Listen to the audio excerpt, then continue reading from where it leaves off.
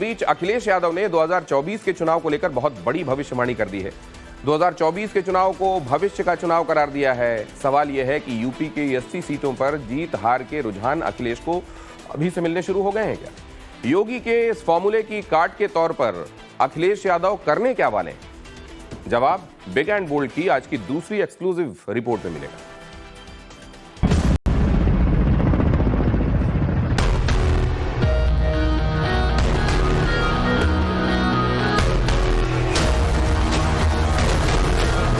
ये चुनाव हमारे आपके लिए परीक्षा का तो है ही है, लेकिन भविष्य का चुनाव हमारे आपका। सुना आपने, अखिलेश यादव को भविष्य की चिंता सताने लगी है।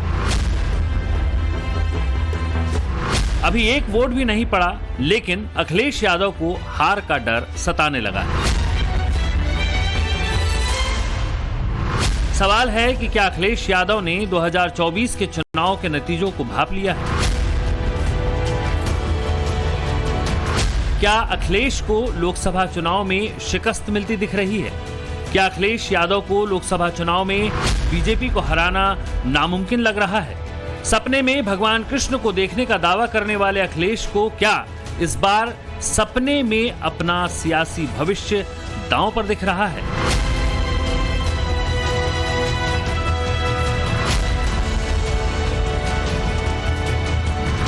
होली के मौके पर अखिलेश यादव का ये कहना सिग्नल तो कुछ ऐसा ही दे रहा है। ये चुनाव हमारे आपके लिए परीक्षा का तो है ही है, लेकिन भविष्य का चुनाव हमारे आपका। इस बात को अखिलेश यादव ने अपनों के बीच कहाओं को बहुत ही बड़ा टास्क दे दिया है। लोग 34, 35, 36% तक पहुंच गए वोट पाने में, लेकिन अगर आपका प्रयास और मेहनत और हो जाएगी तो हम लोग बीजेपी का भी मुकाबला करने जाएंगे। क्योंकि बीजेपी जिस तैयारी के साथ है, बीजेपी जिस तैयारी के साथ है, वो पढ़ने वाला वोट 51% पाना चाहती है। बीजेपी जो तैयारी कर रही है, वो पढ़ने वाला वोट 51% से ज्यादा पाना चाहती है। इसलिए हमारे उनकी जिम्मेदारी होती है कि अपना बूथ जिताएं, अपने बूथ को बचाएं, और वोट डालने से लेकर के वोट पड़वाने तक हमें सावधान रहना पड़ेगा, क्योंकि अगर हम सावधान नहीं रहे तो इस बार लोकतंत्र नहीं बचेगा। अखिलेश अपनी स्पीच में भले ही लोकतंत्र की दुहाई दे रहे हैं, लेकिन उनकी असल चिंता समाजवादी पार्टी का लगातार घटता जनाधार है।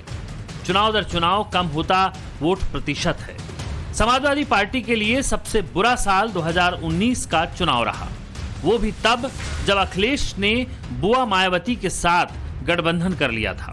लेकिन अलायंस के बाद भी उनका वोट प्रतिशत पहली बार 20% से भी कम हो गया। शुरुआत 2009 के लोकसभा चुनाव से करते हैं, जब से अखिलेश यादव की पार्टी के जीत का ग्राफ लगातार नीचे गिरता जा रहा है। 2009 के लोकसभा चुनाव में समाजवादी पार्टी को 23 सीटें मिली और वोट प्रतिशत 23.25 था।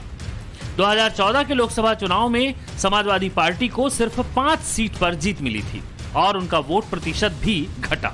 2014 के चुनाव में समाजवादी पार्टी को 22.35% वोट मिले थे, वो भी तब जब उस वक्त यूपी में अखिलेश यादव की सरकार थी। साल 2019 के चुनाव में बीएसपी के साथ इलेक्शन लड़ने वाले समाजवादी पार्टी 37 सीटों पर चुनाव मैदान में उतरी और सिर्फ 5 सीट जीत पाई।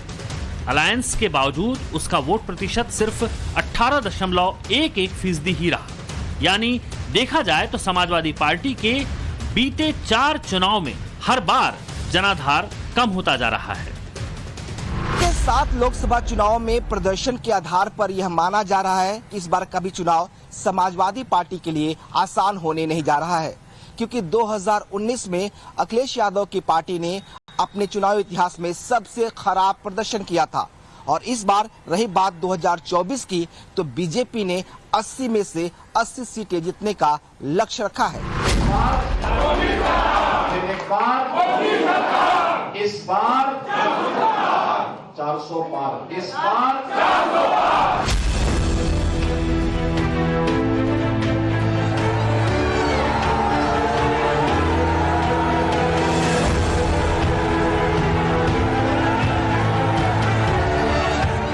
उत्तर प्रदेश में लोकसभा चुनाव के लिए वोटिंग की शुरुआत पश्चिमी यूपी से हो रही है। पश्चिमी यूपी में जीत का परचम लहराने के लिए बीजेपी फुल एक्शन मोड में है।